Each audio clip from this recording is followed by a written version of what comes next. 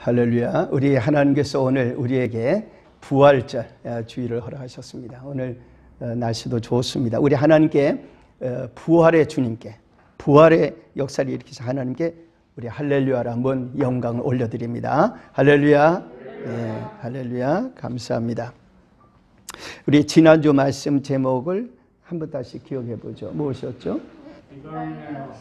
예, 우리 하나님께서 우리와 함께 해주시기 바라고요. 오늘 말씀 제목도 한번 읽어보시죠. 우리 하나님께서 오늘 누가복음 24장 36절에서 49절 말씀을 중심으로 뼈와 살이 있는 부활, 뼈와 살이 있는 부활, 이 제목으로 함께 은혜 받기 원합니다. 우리 유튜브에 올라가는 우리 남빛 만나의 썸네일, 소 타이틀은 부활의 영역, 부활의 영역 이렇게 되겠습니다. 자, 우리 예수님은 하나님 아버지와 함께 천지를 다스리십니다. 그러니까 우리 주님께 다스리시는 영역이 있는 것이죠. 하늘과 땅, 뭐 우리가 생각하는 모든 곳입니다. 그리고 모든 피조물, 우리 다 이제 우리 하나님께서, 우리 주님께서 다스리시는 영역이라 할 수 있습니다. 그래서 우리가 이제 하나님의 나라 이렇게 부르는데, 그 하나님의 나라의 한쪽은 하나님 뜻이 다 이루어져 있고, 다른 한쪽은 하나님 뜻이 이루어져 가고 있고, 이것이 이제 큰 차이가 되겠죠. 그래서 마태복음 6장 10절에 우리 이렇게 주님이 기도하라 하십니다. 나라가 임하시오며 뜻이 하늘에서 이룬 것 같이, 뜻이 하늘에서 이루어진 것 같이 땅에서도 이루어지다. 지금은 하나님의 뜻이 하늘에서는 다 이루어졌어요. 그런데 이 땅에서 이루어져가는 과정이 있습니다. 어느 때가 되면 이루어지겠죠? 그렇죠? 여러분들이 건축할 때 보면 건축물이 막 지어져 가요. 저게 언제 지어지지? 근데 언제가 되면은 뭐 여기 DMC에도 지금 여러 건물들이 있지만 다 지어져 있잖아요. 그처럼 어느 때가 되면 다 이루어졌네 라고 하는 날이 오는 것이죠. 그렇죠? 그때에 우리가 어떤 사람이 되어 있어야 되느냐, 이게 굉장히 중요한 것이죠. 반드시 이루어질 것이니까. 그래서 오늘은 우리 주님의 부활의 역사 또는 부활의 운동에서 우리 하나님께서, 우리 주님이 하시는 부활의 역사의 영역을 한번 생각해 보는 겁니다. 그 영역을 우리가 생각하면서 우리들이, 또 우리 한국교회가, 우리 대한민국이, 또 우리 민족 가운데 예수 그리스도의 부활이 구체적으로 체험되는 영역은 어딜까? 이것을 생각해 보는 것입니다. 첫 번째 부활의 영역은 십자가 흔적이 있는 그리스도인의 몸입니다. 십자가의 흔적이 있는 그리스도의 몸이 부활의 영역이 되어지는 것입니다.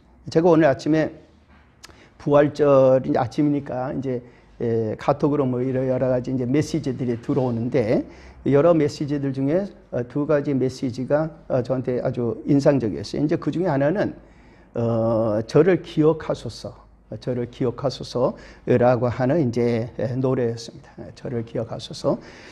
다른 하나는 저를 기억하소서 하는 노래는 이제 예수님의 십자가에 못 박힌 이제 그런 그 그림이 있으면서 이제 노래가 되는 것이죠.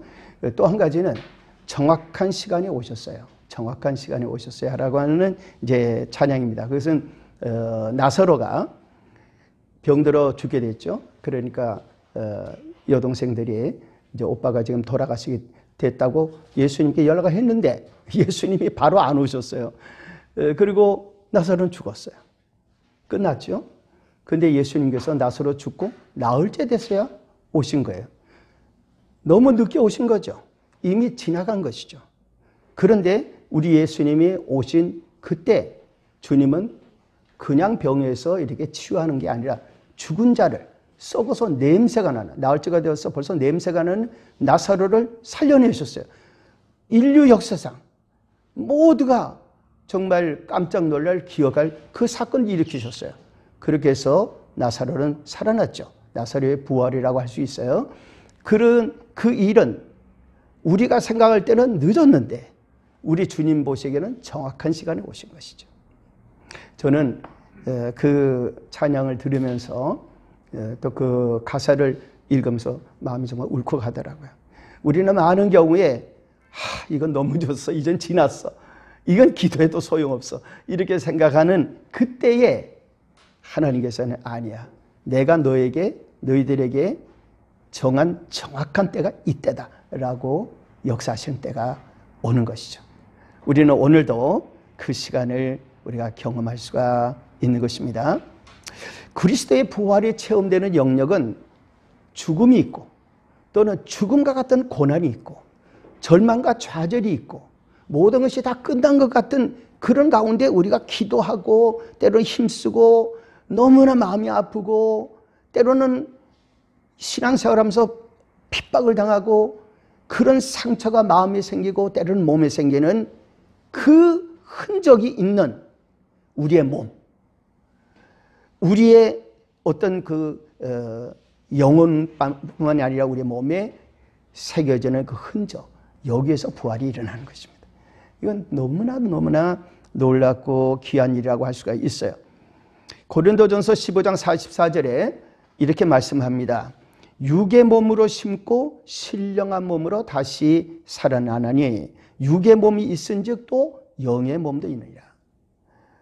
15장 53절에 이 썩을 것이, 우리의 몸을 말하죠. 이 썩을 것이 반드시 썩지 아니할 것을 입겠고, 여러분들 옷을 입을 때 어떻습니까?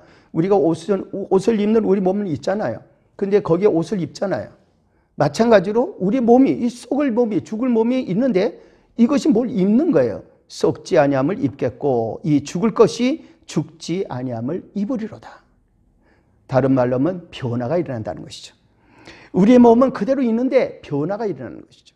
우리는 예수 그리스도의 보혈의 피로 그렇게 되고 부활의 역사로 그렇게 되는 것입니다. 어느 날 예수님께서 부활하셨죠. 부활하신 날 제자들은 부활하신 걸 모르고 엠마오로 가는 제자들이 부활하신 예수님 만납니다. 깜짝 놀라서 다시 돌아왔죠. 다른 제자들 중에서도 예수님 부활하셨다는 것을 보았다는 사람들이 있는 거예요. 이 일로 인해서 대화할 때에 예수님께서 그 방 안에 나타나셨습니다. 부활하신 몸으로 문이 잠겨 있는데도 그 안에 나타나신 것이죠. 오늘 36절 이하의 말씀은 이렇게 말씀하고 있어요. 이 말을 할 때에 예수님의 부활하신 얘기들을 하고 그 들은 일로 얘기하고 있을 때에 예수께서 친히 그들 가운데 서서 이르시되 너희에게 평강이 있을지어다 하시니 그들이 놀라고 무서워하여 그 보는 것을 영으로 생각하는지라. 예수께서 이르시되 어찌하여 두려워하며 어찌하여 마음에 의심이 일어나느냐. 내 손과 발을 보고 나인 줄 알라. 또 나를 만져보라. 영은 살과 뼈가 없으되 너희 보는 바와 같이 나는 있느니라. 이 말씀을 하시고 손과 발을 보이셨다. 부활은 영의 구원만이 아닙니다. 부활은 우리 몸의 부활입니다. 그런데 우리 몸의 부활이라는 것이 어떤 의미가 있을까요? 우리 지금 살이 있고 제가 이렇게 살을 만지지 않습니까? 그럼 이 살이 있고요. 이 안에 뼈가 있잖아요. 그런데 이 살과 뼈가 있는 부활이라는 거예요. 놀랍죠? 그냥 영체가 아닌 것이에요. 영의 몸으로 일어난다는 것은 우리의 몸에 변화가 일어나서 우리의 모든 것이 질적으로 영적인 것이 된다는 것이지 여전히 살과 뼈가 있는 것이죠. 이 살과 뼈가 있는 이 몸으로 우리가 주를 위해 수고하고 또 우리가 경험하고 때로는 병이들 아프고 또는 핍박을 당해서 힘들고 그것 때문에 무릎을 꿇고 하나님 앞에 눈물을 쏟고 하는 그 모든 것들이 다 이 몸에 기록되는 것이죠. 그리고 나중에 부활이 됐을 때에 우리의 이 몸을 가지고 그 얘기를 하게 되는 것입니다. 그래서 야고보서 1장 12절에 시험을 참는 자는 복이 있나니 이는 시련을 견뎌낸 자가 주께서 자기를 사랑하는 자들에게 약속하신 생명의 면류관을 얻을 것이기 때문이라. 이 생명의 면류관이 뭘까요? 바로 여러분들의 몸인 것입니다. 여러분들의 몸이 여러분들에게 영원한 생명의 면류관이 되는 거예요. 그 몸으로 지금 우리의 이 몸으로 주를 위해 오늘 예배드리죠. 오늘 예배드리면서 또 우리가 여기까지 오고 가는 수고를 하죠. 또 힘들고 어려울 때는 우리가 기도도 하죠. 이 모든 일들이 다 이 몸에 있기 때문에 우리 주님은 이 몸을 버리지 아니하시고 변화시켜서 부활시켜서 우리에게 면류관으로 주신다. 자기 십자가를 진 경험이 새겨진 우리의 몸, 살과 뼈가 있는 부활은 영광스러운 부활의 영역이고 면류관이 되는 것이죠. 이 몸으로 우리가 주의 일을 감당하는 수고와 힘든 경험을 감사해야 될 것입니다. 두 번째 부활의 영역은 말씀이 체험되는 그리스도인의 삶입니다. 말씀이 체험되는 게요. 바울 사도가 빌립보에서 복음을 전할 때에 핍박을 당하죠. 잡혀서 옥에 갇히고 매를 맞고 이제 옥에 갇혔습니다. 그럴 때에 찬양할 때 역사가 일어나죠. 기도할 때 역사가 일어나서 옥터가 흔들리고 사슬이 다 풀어져 버리고 간수는 이 죄수들 도망간 줄 알고 깜짝 놀라가지고 자결하려고 할 때 바울 사도가 아니다, 우리가 있다, 살아있다 하고 알려주고 이 간수가 깜짝 놀라서 선생들이여 내가 어떻게 하여 구원을 받으리까? 그렇게 질문할 때 바울 사도가 이렇게 대답합니다. 이르되 주 예수를 믿으라. 그리하면 너와 내 집이 구원을 받으리라. 바울 사도가 지금 증가하는 것은 우리의 몸 하나만 구원받는 게 아니라 이 말이죠. 우리가 예수를 믿고 부활의 역사를 체험하게 될 때는 나에게 딸려있는 가족들이 예수 믿는 가족들이 되면서 구원을 받는 거죠. 관계를 말합니다. 그러니까 우리들이 부활의 역사를 체험하는 것은 내 몸만이 아니고 나의 삶의 영역에서 부활의 역사가 일어나는 것이죠. 오늘 41절 이하에 이렇게 말씀합니다. 그들이 너무 기쁨으로 아직도 믿지 못하고 너무 기뻐서 못 믿을 정도예요. 놀랍게 여길 때에 이르시되 여기에 무슨 먹을 것이 있느냐 하시니 이에 구운 생선 한 토막을 드리니 받으사 그 앞에서 잡수시더라. 또 이르시되 내가 너희와 함께 있을 때에 너희에게 말한 바고 모세의 율법과 선지자의 글과 시편의 나를 가리켜 기록된 모든 것이 이루어져야 하리라 한 말이 이것이라 하시고 이에 그들의 마음을 열어 성경을 깨닫게 하셨다. 예수님 말씀은 뭔가 하면은 내가 너희들하고 성만찬할 때, 내가 너희들과 식사할 때, 그때 내가 바로 지금 이 나다 이런 말씀이죠. 그리고 우리 주님이 자 구운 생선을 이제 하나 이제 드시는 게 제자들이 다 보고 있는 거죠. 우리 주님이 생선을 전에하고 똑같이 우리 먹는 것처럼 똑같이 먹는 거예요. 아니 부활하신 몸인데 그대로 뭐 잡수시는 겁니다.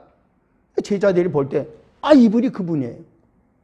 부활이라는 것은 그런 부활이죠. 부활은 그냥 영적인 그런 역사가 아닙니다. 부활은 아주 구체적이에요. 우리의 삶의 역사가 일어나는 거예요. 그리고 예수님은 그렇게 음식을 서로 같이 먹는 그들 속에 부활의 역사가 일어나도록 하는 것입니다. 시편 16편 9절 이러므로 나의 마음이 기쁘고 예수님의 부활을 예언하는 말씀입니다. 이러므로 나의 마음이 기쁘고 나의 영도 즐거워하며 내 육체도 안전히 살 것이다. 부활의 약속의 말씀이 실현되는 것은 우리의 삶입니다. 따라서 우리가 예수 그리스도를 믿고 사는 이 몸의 부활의 역사가 일어나고 우리의 삶 속에도 부활의 역사가 일어나는 거예요. 그래서 이 관계가 우리가 예수 믿은 관계, 우리들 가정, 우리의 교회가 예수 믿는 사람들은 그 관계가 천국으로 이동을 하게 되어지는 것입니다. 마지막으로 세 번째 부활의 영역은 하나님 사랑하는 그리스도인의 나라입니다. 자, 우리가 나라라는 말씀을 드리는데 부활의 영역은 좁은 영역이 아닙니다. 부활의 영역은 우리가 그리스도 안에서 기도하고 성령의 역사로 복음을 전하고 하나님의 나라를 위해 일하는 그 모든 영역, 그것을 우리가 나라라고 말할 수가 있는 것입니다. 거기에 부활의 역사가 일어나게 되는 것이에요. 베드로전서 2장 9절에 이렇게 말씀합니다. 그러나 너희는 택하신 족속이요 왕같은 제사장들이요 거룩한 나라요. 지금 교회를 보고 이렇게 말씀합니다. 그의 소유가 된 백성이니 이는 너희를 어두운 데서 불러내어 그의 기이한 빛에 들어가게 하신 이에 아름다운 덕을 선포하게 하렸습니다. 자, 베드로 사도가 이 베드로 전서를 쓸 때에 이 베드로 전서를 보내는 대상이 어딘가 하면 베드로 전서 1장 1절에 나오는 말씀을 보면 흩어진 나그네들입니다. 그 당시에 소아시아 그 주변 일대 그리고 이 곳에 있는 모든 분들에게 말씀을 전하는 것인데 넓게는 이 성경은 오늘 우리들에게 주시는 말씀이에요. 흩어진 나그네들, 디아스포라라고 그러죠.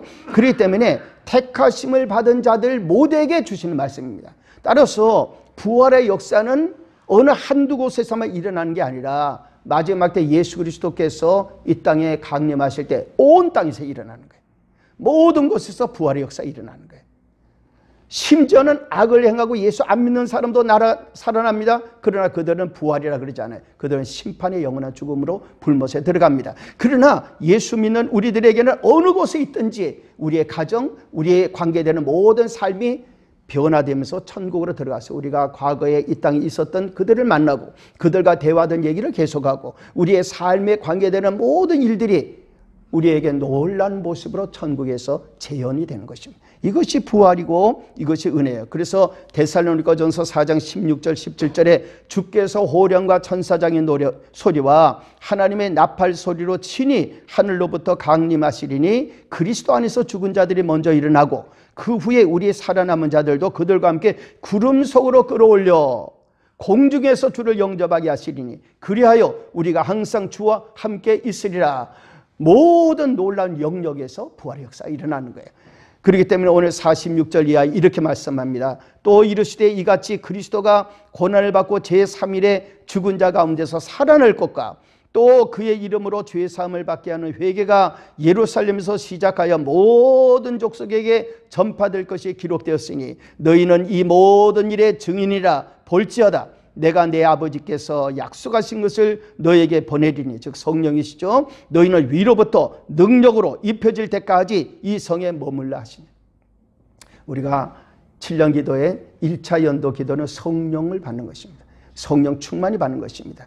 우리는 이 일을 통해서 하나님의 역사가 온 땅에 퍼져나가는 것을 보게 될 거예요. 우리가 이번에 통일광장 기도를 하지만은 하나하나 하나님의 역사가 부활의 능력으로 나타나기 원합니다. 무엇보다도 이따가 우리가 이제 찬양을 좀 하게 되겠지만 북녘 땅에 있는 우리의 동족들, 저들을 절대로 잊으면 안 돼요.